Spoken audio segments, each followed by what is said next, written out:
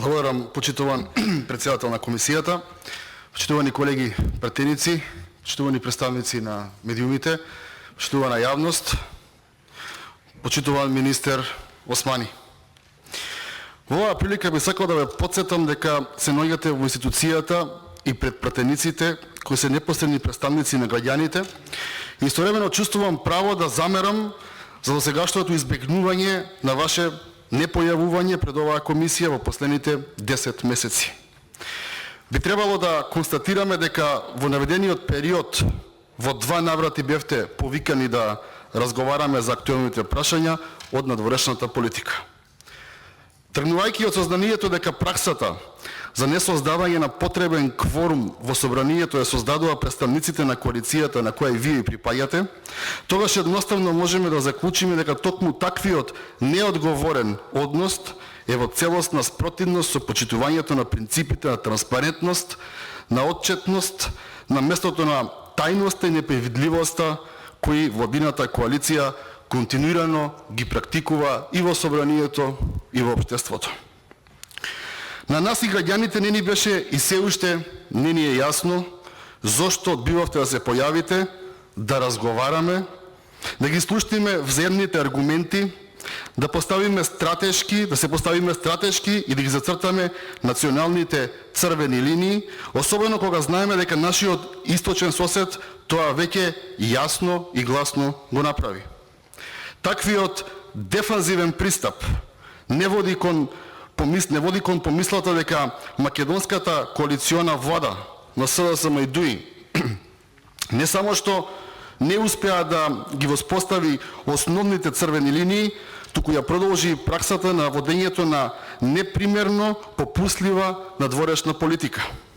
Да не заборавиме дека таквата неконзистентност во симбиозата на неспособноста на владината коалиција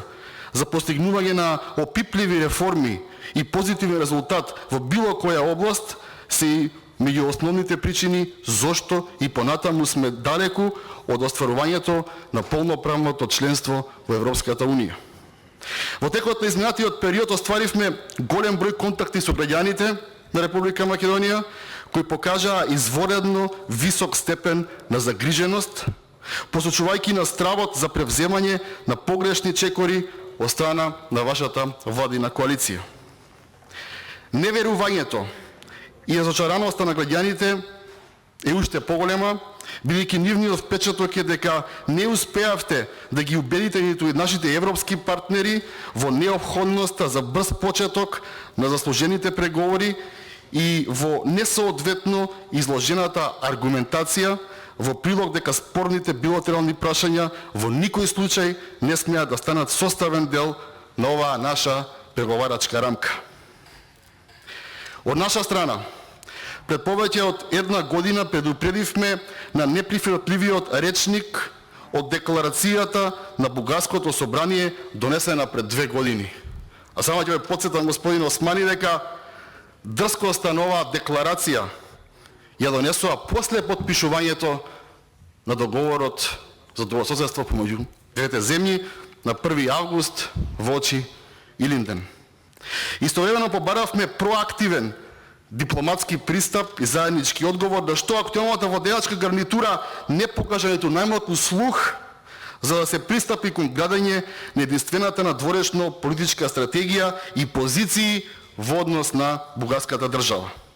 Овде морам да го поставам и прашањето зошто Собранието на Република Македонија не е информирано за тоа што се случува в дипломатските контакти и формалните и неформалните преговори меѓу двете страни, какви понуди се дадени од страна на високи политички представници на Европската Унија и земјите членки на Европската Унија.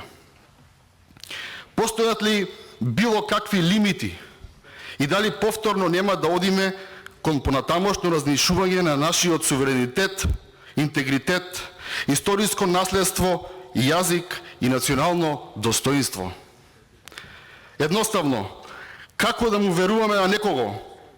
кој во изминатиот период се што вети не исполни, а се она што не беше потребно и очекувано го направи да биде наша сурова реалност. Овде морам да истакнам, но и јасно да предупредам дека ниту вие, ниту било кој владин представник немате легално и легитимно право да разговарате, преговарате и уште помалку да договарате со Бугарија и со било која држава или меѓународна организација за прашања кои се поврзани со негирање на македонскиот идентитет, историја, традиционални културни и духовни вредности и постоење и правата на македонскиот национално малцинство, кои се основни вредности на секоја држава и во секој еден случај не смеат да бидат на политички преговори. Ниту вие сега, ниту било кој во иднина ќе има мандат за превземање на противуставни и противзаконски активности и чекори, ако истовремено сериозно можат да го загрижат опстанокот, територијалниот интегритет, суверенитет и самобитност на македонската држава. Не може, почитуван министер, да кажете во ова собрание дека во интерес на преговорите, пратениците, кои што се представници на граѓаните во оваа држава, немаат право да ги знаат подробностите. Немаме право да имаме црвени линии, немаме право да имаме општествено политички консензус, а тоа да го има специјален представник кој што не е избран од народот, кој што не е избран од ова собрание и кој што одговара само на еден човек или тројца во владата. Тоа не е допустливо. Вашата уставна и законска обврска е со државите да водите разговори, преговори и да постигнувате договори за прашања кои можат да придонесат кон градење на поблиски, пријателски и партнерски односи во сите области кои се од заеднички и општи интерес и во прилог на обезбедување на мирот, безбедноста, стабилноста и просперитетот во регионот и пошироко. Но, ниту вие, а уште помалку комисии, произведени од и авторизирани од вас, немате право да дискутирате и произведувате заклучоци за факти или личности кои се дел од нашата македонска историја. Овде морам да потенцирам дека во историјата, како научна дисциплина, не постои една и единствена апсолутна вистина. И во тој сегмент не може да се прифати правото на една држава да ги наметнува незиниот историски поглед или став како единствено прифатлив и како услов за остварување на било кое право, бидејќи таквите действија и акти се спротивни со нормите и принципите на меѓународното право и европските вредности. Република Македонија, македонскиот јазик, нашето историско културно наследство, како и мултинационалниот и мултирелигискиот карактер на државата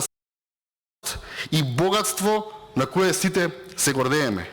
Традицијата на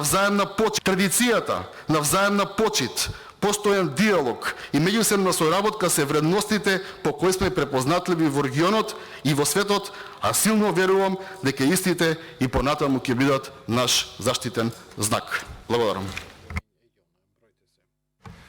Благодарам на колегата Пренџов. Следен за збор е